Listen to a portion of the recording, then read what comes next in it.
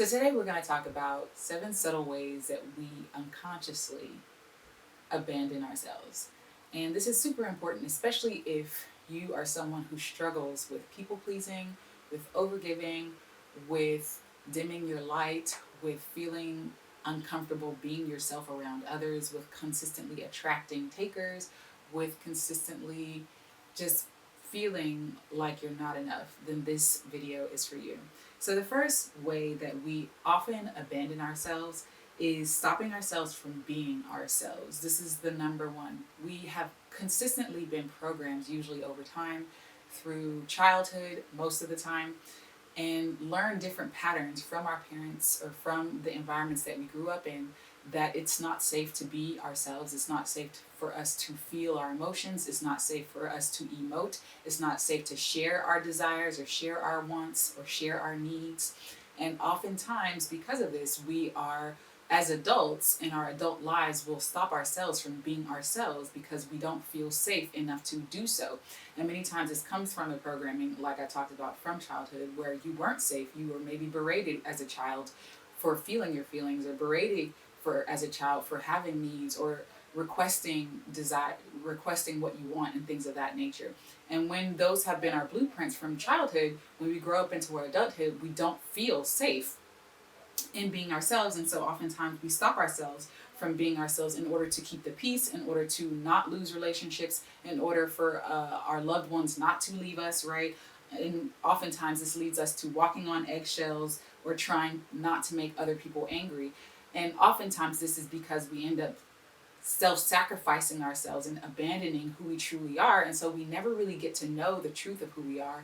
We never get to really know who and what we are. And as a result, we stay in this constant cycle of never feeling worthy, never feeling like we are living our best lives because we aren't really truly who we want to be, right? So the first way that we abandon ourselves is stopping ourselves from being who we truly are.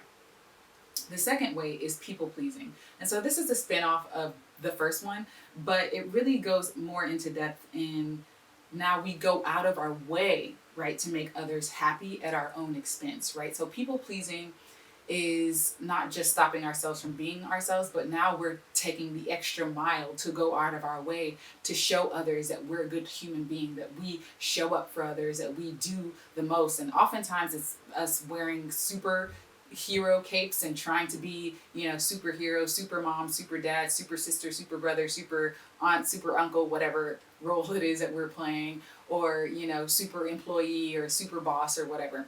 And so a lot of times we end up overdoing it because we don't feel safe enough to feel supported. And I'll go more into depth in another one. But we do this people pleasing thing where we become doormats for other people and we let people walk all over us. We don't voice our needs, like I talked about in stopping ourselves from being ourselves. And then we overgive or we overdo things for people, often to, especially if you're in a healthy dynamic, people don't even ask for you to overgive or overshare or overdo the things that we think that we need to do in order to have healthy relationships. But if you're in an unhealthy dynamic, especially if it's sort of like a narcissistic codependent relationship type of dynamic, or it's in a sort of avoidant, anxious attached sort of dynamic, what happens is this sort of people pleasing mechanism that arises within us causes us to continually repeat this cyclical cycle and loop of feeling not enough to be ourselves, right? And if we can't be ourselves, then we have to be this fictitious version of ourselves, or this disassociated version of ourselves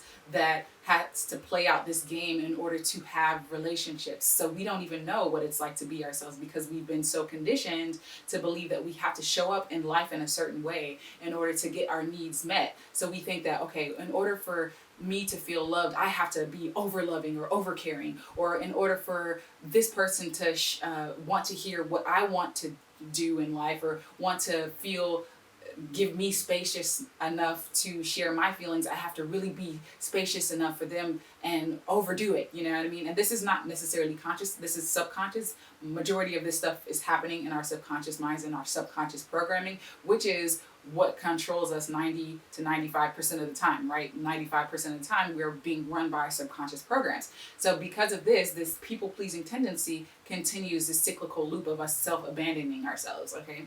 So the third way that we often abandon ourselves is not believing in our dreams, our beauty, our deservedness or worthiness, and our power. We don't believe in our potential, our talents, and our true nature. So, which causes us to unconsciously or consciously dim our light and consistently attract relationships that reflect how unworthy and undeserved we feel, right? So, many times, like I said, all this is connected back to our childhood blueprints or even adulthood blueprints, this sort of society that we live in where we're consistently being targeted or marketed at of you're not enough, you're not whole, you need this new beauty cream in order to be whole, you need this new Birkin bag to be, successful, you need this type of house in order to be considered a good part of citizen of society, you need this type of husband, you need this type of child, all this kind of marketing, stuff that we live in. We're consistently being fed the messages of we're not enough, right? And so if that's consistently the messages that we're subconsciously being fed, if we are not taking conscious control over what kind of content we're consuming on a day-to-day basis, over the types of messages that we're receiving, of the types of conversations that we're having, we're going to continuously create this loop of feeling not enoughness, of not believing in our deservedness, of not feeling whole and worthy, sovereign, just as you are, without all the things that we're told that we need, right? And so this abandonment happens because it's a program, right? Like being in the matrix that we live in is a program. It's like your soul comes into this body and like we're shot into this matrix system that has all these sort of different programs. And one of the main programs that is very prevalent, especially in our capitalistic westernized society, is the not enoughness program. And the not enoughness program drives our society. It's the energy behind greed, it's the energy behind the hustle culture, it's the energy behind overworking ourselves and burning ourselves out. It's the energy behind this high levels of cortisol and high stress levels and rapid disease on our planet, right? And all of that is because we're not tapping into who we truly are. And when we tap into who we truly are and you step into the wholeness of who you truly are, you start to realize you don't need as much as you think you need. You definitely don't need other people's approval. You definitely don't really need other people to tell you're worthy or you're beautiful or you're you're successful and all these things, because you feel whole within yourself. But takes another level of consciousness. And so before you can get to that level of consciousness, you have to start to recognize these patterns that are playing out in the world, right? So you have to recognize these patterns that are playing out in the world and notice these programs that are playing out, so that you can then say, you know what, I opt out of the matrix. I will take the red pill and wake up to the truth of who I am, so that I can now be liberated and create from a conscious, sovereign place rather than from a victim, poor me, I'm not worthy, oh, I need this thing to be worthy, oh, I need this person to love me in order to be worthy, oh, I need this person's approval, oh, I need this next, promotion, oh, I need this type of car in order to be considered successful. All these other outside things we're always grasping, in this not enough society, this not enoughness program that's prevalent in our society. And so that's one of the third way that we often self-abandon ourselves, is that we don't believe that we're enough. We don't believe that we're worthy. We don't believe that we're deserved of what we desire. We don't believe that we're worthy. We don't believe that we're enough, right? And so because of that, that's often playing out in our lives, right? This not enoughness energy, right? The third way is not believing in in our own selves, our own dreams, who we truly are, what we truly deserve, and really getting to know ourselves. Like the first one is going back to the first one is stopping ourselves from being ourselves, is really going to the main principle of know thyself, which is the main reason why we came here, right? And so the fourth way that we often self-abandon ourselves is justifying our decisions, over giving, over sharing, over spending with others, so we don't seem mean, weird, or alone, or as a loner, or non-supportive, especially when it's out of integrity, right? So there's nothing wrong with like giving or sharing or spending and doing the things that we love to do, but many times we are doing these things out of the programming of the not enoughness, like I talked about. And so especially when we're coming from this place of trying to justify who we are, or we feel like we have to show up in a way or justify our decisions, even as grown ass adults. For some reason, we have a tendency to do that because we have not gotten to the core of who we truly are. When you consistently have relationships, whether that's friendships, whether that's platonic, relationships, whether that's coworker type of relationships, or love relationships, or family and friends types of relationships that consistently invalidate your existence, right? Or consistently reflect back to you your feelings of not enoughness or of unworthiness, you will show up in a way of, no, for example, let's say, you showed up 10 minutes late to, a gathering for a friend, and this friend that you have is actually on the narcissistic spectrum. Maybe they don't have full blown out NPD, but they tend to be more avoidant, or maybe they tend to be more on the narcissistic spectrum than you are, right? And so once you get there, you get to this period of like, oh, you have to over explain what happened, and then you have to give this whole spiel, and then you have to say, oh, I'm sorry. Of course you apologize, right? But then you go into this whole sort of self-deprecating or what's it word, aggrandizement? No, I can't. It's not. That's the opposite of self-deprecating. But you get into this self-deprecating mode of feeling like, oh, I have to explain why I was late, or they won't love me, or they'll never want to go on a dinner date with me again, right? But if you're in a healthy relationship, that person will be like, oh, no worries, I totally get it, traffic has been crazy, right? That's a healthy dynamic. But a lot of times when we haven't done this work, or we are consistently in a mode of self-abandoning ourselves, we get into this self-justification mode for our life choices, our decisions, or our behaviors, or things that happen, and so we don't feel safe enough to be ourselves, to be in a healthy relationship where forgiveness is an automatic, right? Where we can have healthy communication and healthy ways of exchanging, where forgiveness and compassion and understanding is automatic in a relationship, because we've been so programmed to not receive love that we feel like we have to earn love. So here's the soul nugget for you. When you feel like you have to consistently earn love, you will always self-abandon yourself, right?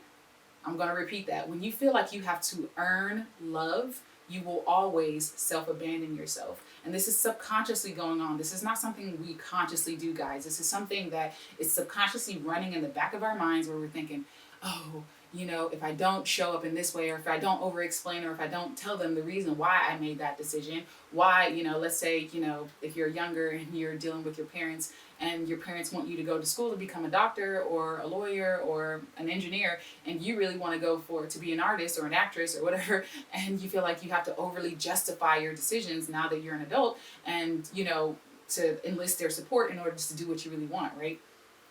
And so there becomes this sort of not just self-deprecation that happens, but this self-abandonment that happens because we feel like, well, if I don't show up and do what my mother and father want, they will disown me. They will discard me. And that may very well be true. But when you come from a place of self-sovereignty, when you come from a place of truly loving yourself, self-abandoning yourself is never an option anymore, right? When you truly know who you truly are, when you truly know thyself and come into the wholeness of who you truly are, you will never feel like you have to earn love, because you are love, right? You are the essence of love, right? And when you know that you are love, this essence is who you truly are. It's what you come from. It's the essence of all existence on the planet. When you really tap into that self-sovereignty and self-knowing and self-worth, then self-abandoning yourself and feeling like you have to earn love is never an option anymore, because why would you have to earn love when it's who you truly are? You see what I'm saying? So earning love is not an option when you know who you truly are. But when you believe that you have to earn love, then self-abandonment will always be your default mechanism, right? I want you guys to really get this, right? So really take that soul nugget in, that if you feel like you have to subconsciously, right? Might not consciously see it, but sort of go over your life over the past 5 years, where you've maybe overly sacrificed in ways, or felt like you had to overly justify or overly explain or overly give or overly share things, right? Because you wanted people's approval, or you wanted people to love you, or you wanted people to see you in a certain light, or you wanted to fit in a certain community or a certain group or whatever, right? Anytime we're doing that, there's a little bit to a lot of it of self-abandoning going on. And it's usually from the programming of this idea that we have to earn love in order to feel whole. And it's really interesting because it's part of sort of like the human dynamic, right? A part of when you think of sort of Maslow's hierarchy of needs, beyond just the food, clothing, and shelter, we get into like group, acceptance and stuff like that. But one of the things that I really want you guys to understand is that we live in a broken system, right? We live in this sort of matrix world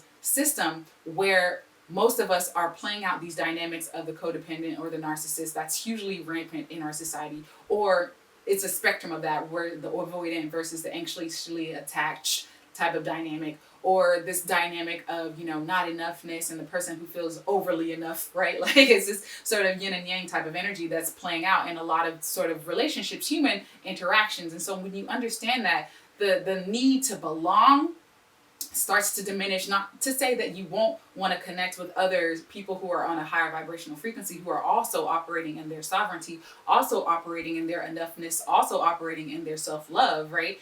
But it means that you're no longer needing to self-validate outside of yourself anymore. You're no longer needing to seek approval. You're no longer needing to earn or seek to earn love outside of yourself, right? Because you love yourself because you are love, right? And you honor your desires as a whole divine entity, because you recognize that you are love. How could you not be love? It's the essence of who you truly are. And so if you, as a soul, going back to that example of wanting to go to school to become an artist or an actress or whatever, decide to do that, it's because you're coming from a place of, I honor my soul's desire to want to explore this path, not because, oh, I'm going to become an engineer or a doctor because my parents want it, and so I'm going to abandon myself in order to please my parents so that I don't leave the family dynamic, right? And I'm not encouraging individualism, I'm just encouraging sovereignty, that we can become interdependent. And I feel like the more that it's not even, I feel like it's more so, this is really, you start to see this in environments, that when people start to wake up, when us chosen ones, when the people of us people, you're watching this and you resonate with this, you're usually the one in your family who is here to wake up and to create that ripple effect for many of the family members to wake up. But if you continue to play into these dynamics of these unhealthy dynamics, then you'll always have unhealthy relationships, no matter whether they're platonic or relational, familial, any types of relationships or romantic, right? So that's really the other way that the fourth way that we abandon ourselves, is that we overly justify our decisions, or overly give, or overly share in order to earn love, right? The fifth way that we often self-abandon ourselves is not taking responsibility for our emotions, our roles, or our healing.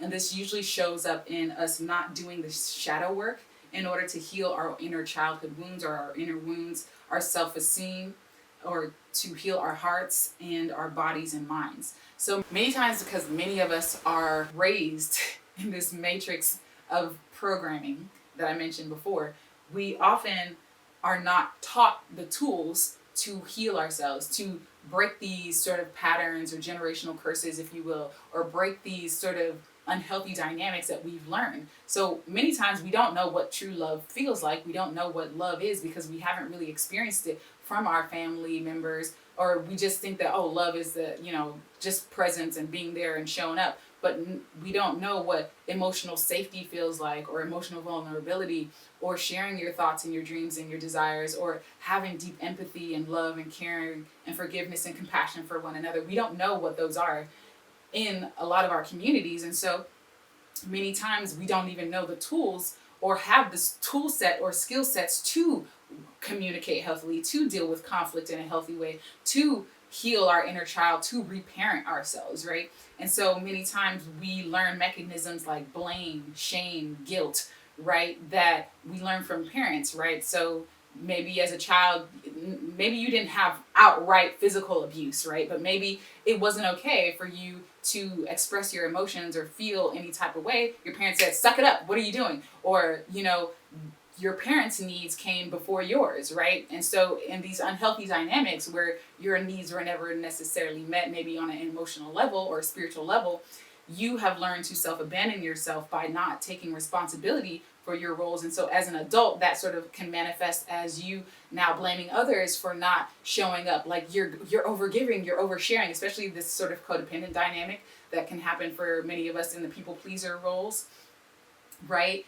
And so we get into these modes of feeling like, oh, I have to overly give or overly share. Know that I'm doing all these things. Why isn't anyone reciprocating? Why isn't anyone loving me? I'm like showing up, I'm giving, and I'm doing all these things, and no one's giving back to me the same amount of love that I'm giving others. What is wrong with other people? And then maybe you get into this blame and sort of like victim mentality, and you get into this sort of energy of like, woe is me. No one loves me, no one understands me, I can't trust anybody to really like show up for me. And we don't realize that we're part of the problem, right? And it's because we're not doing that shadow work, right? That subconscious healing that needs to happen to understand that this is a subconscious game, right? And so when you're operating a program that's been incepted into you, right, since birth, since childhood, as an adult, naturally you're going to continuously attract experiences that invalidate you as a human being until you do that healing work, until you take responsibility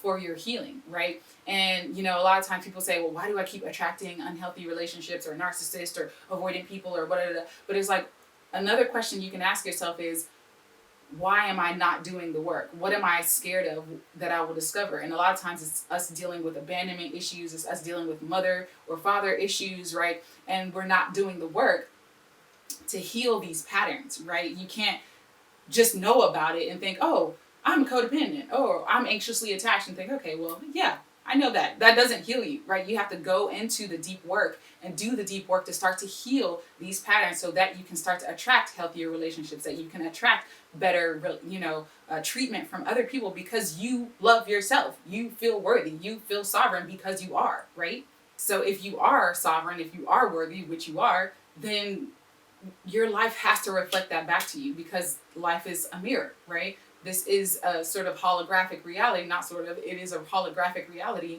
and the reality is always reflecting back to you your own inner state, right? And so a lot of this stuff isn't consciously going on. You're not consciously thinking, oh, I'm not enough, or you're not necessarily you could have negative self-talk. It depends on your level of, abuse or trauma or things that you haven't healed, right? Or your shadow that you haven't worked on.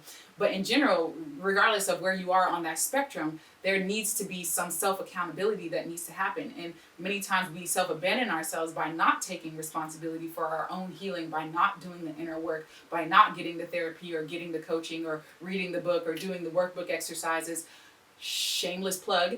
If you want to start this journey, feel free to visit me at rachelalexander.com/come to get a free workbook where I give you the song that I just released called Come Correct, which kind of talks about a lot of what I'm talking about in this video, but also it gives you that sort of divinity and shadow like workbook starter to start to dive into this and peel back the layers of unhealthy relationships and dynamics that we often have experienced, right?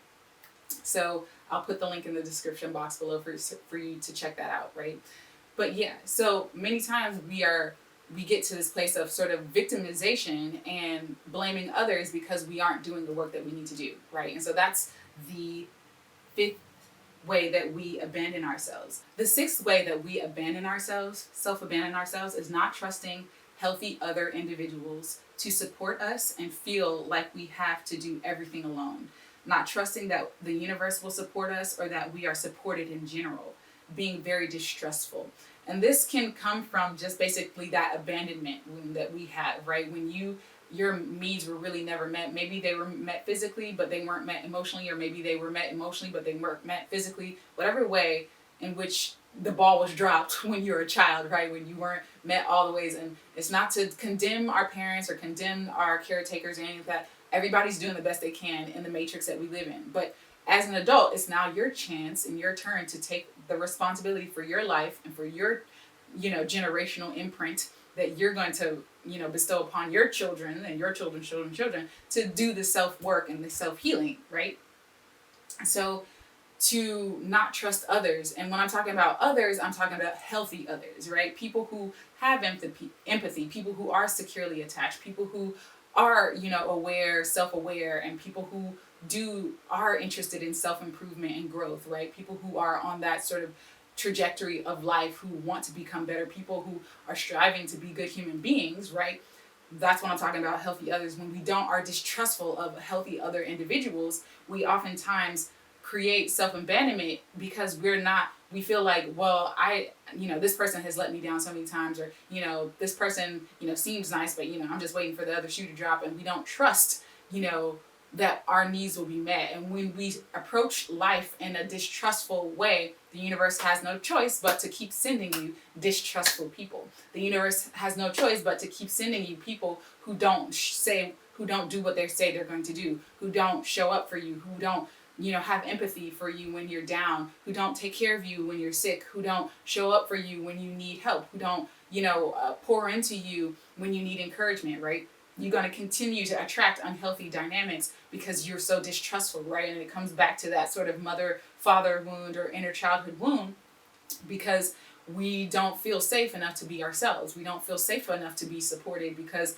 our life experiences up until this point has led us to continue to have distrustful relationships. But the source of that, right, beloved, is you, right? And I'm not trying to point the blame. I'm not trying to shame or guilt you or anything. But you have to think of, if I keep attracting certain types of dynamics in the relationship, the common denominator here is you, right? Is me, right? So at the end of the day, you have to say, what in me needs healing, needs shifting, needs a paradigm shift in order for me to start attracting more healthy, supportive, loving, caring, kind, compassionate, forgiving relationships, right? What in me needs to heal in order for me to feel safe, to be seen, to be supported, to be heard, to be loved, to be cared for? What in me needs to feel, to be reparented, to be loved, to be nurtured, in order to feel that it's safe for me to be myself? And one of the things I really want you to understand is that a lot of times, for many of us, we don't know what love looks like because we haven't seen it modeled in our reality, because the matrix that we live in does not really support true love, right? Like true love. And I'm not just talking about romantic love, but like love, it could be a parent-child love, friendship love, whatever type of love. Love comes in many different shapes and sizes, right? But many of us don't have a healthy blueprint for what love really looks like because of the society and the programs that are predominant on our planet, right? And because many of us don't know what that looks like, as adults, going back to point number 5, we have to now start to consciously come into awareness to decide that, this ends with me. I choose to move forward in a healthy manner. I choose to learn tools, tips, and methods of behaving and communicating so that I can create healthy relationships moving forward, and so that I can stop this generational pattern. So at least within my family unit, within my family circle, I'm only having healthy, loving relationships. Anything that's below this is not welcome in my reality. And you do the work, you get the therapist, you get the coach, you do, you read the books, you do the exercises, you cry, you do the rituals so that you can start to heal, right? And so that you can get to this place where you feel trust in not only yourself, but the outside world, because you trust yourself. And when you can trust yourself, which is the source of everything, right? Because you're creating your own reality. And this is deep, you guys. This is on some deep-ish, okay? When you understand that you're the one creating your reality, right? You're the common denominator in everything. When you can truly trust yourself, then of course you can trust the world, right? But if you can't trust yourself, which oftentimes we learn to distrust ourselves, right? Meaning that we will now expect other people to be distrustful as well, right? But when you trust yourself, you can trust yourself to choose healthy people. You can trust yourself to discern the types of individuals that you do and don't allow into your life, the types of behavior that you do and don't allow into your life, right? And so when you trust yourself, then you can start to create healthier dynamics. You see what I'm saying? I hope this makes sense. If this makes sense, definitely give this video a thumbs up and let me know if this is resonating in the comments below. And so the last way that we self-abandon ourselves is allowing other people to talk to us into doing things that we don't want to do, or to live life in a way that we don't want to live in order to keep the peace. And this is kind of going back to the people pleaser way. But the split off here is that this happens when this version of self-abandonment comes from this idea that really it's all connected. It comes from this idea that we aren't deserved or worthy enough to live the life that we want, or we're not deserved or worthy enough to have a healthy relationship with a person who understands boundaries, who understands the word no without feeling like they have to shatter the relationship, or you're a horrible person for having your own desires or needs or wants, right? So when you understand that you are a sovereign being and so is everyone else, that you are love and so is everyone else, even if they don't know it, then you feel confident, you feel strong enough, you feel worthy enough, you feel self-love enough to stand up for yourself and choose to create the life that you desire. You don't self-sacrifice yourself in ways that is just not beneficial, right? Like when you have children, of course you sacrifice, right? Because you brought them into the world, so of course you have to make sure that their health, well-being, mental, emotional, and all that stuff is taken care of, right? Physical stuff, right?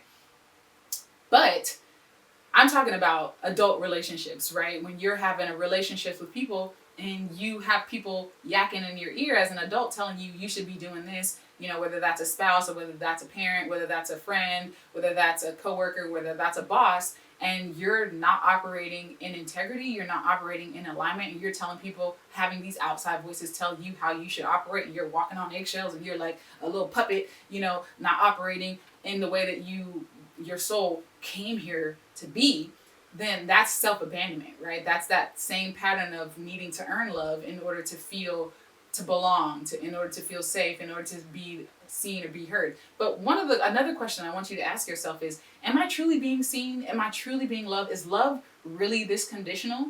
Is love like so conditional that it doesn't allow me to be myself? Is love so conditional that I have to show up in a way where I'm disassociated from who I truly am in order to be loved? Is that truly love, right? So you really have to ask yourself this. Is this really love if I'm not able to be who I really am? Am I not able to live a life according to what my soul is calling me to live? Is that true love, right? And when you really do the work, you see that that's not love, right? And so you start to do the work and peel back the layers. And if you're looking for more support in a one-on-one fashion, definitely visit me at divineearthschool.com/call to book your complimentary call to see if working together is something that is in alignment with you. If having just a session just to see, testing the waters, if working with me is something that you want, then visit me at divineearthschool.com/align to book your alignment session, right? But back to the thing, if you see that these mechanisms of ways of being is not true love, then you recognize that love doesn't ask you to compromise who you truly are, to sacrifice your soul, right, in order to be loved. That is not love, right? True love allows your soul to flourish, right? It allows you to be and live your soul's purpose on this life, on this planet, right? So those are the 7 ways, subtle and often not so subtle ways, that we self-abandon ourselves. If this video resonates, definitely give this video a thumbs up and share it with someone who needs to hear this information. And as always, flow with what feels good and let go of what doesn't, because you are divine. You are a divine being, and your soul knows exactly what you come to explore and experience while on this planet. And if you resonate, then definitely grab my free workbook where I dive deeper into the types of questions to help you uncover what is blocking you from living and having healthier relationships. Visit me at rachelalexander.com/come to get my free song called Come Correct and the Come Correct workbook that helps you to start diving into these generational patterns that you can start breaking today. I hope you have a wonderful day, and remember, what you conceive is what you receive, what you expect is what you'll get, and however you feel is what will become real for you. So vibrate higher, and I will chat with you guys next time. Peace, love, and light.